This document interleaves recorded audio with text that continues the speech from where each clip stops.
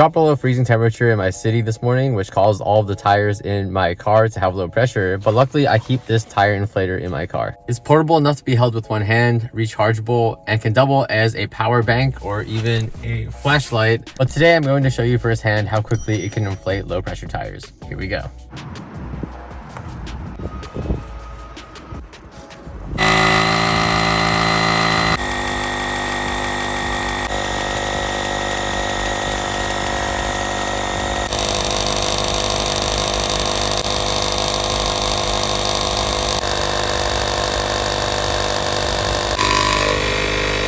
And there you have it. In just about 10 minutes, I was able to fully inflate all 4 of my low pressure tires instead of having to drive out to a gas station and use one of those pumps.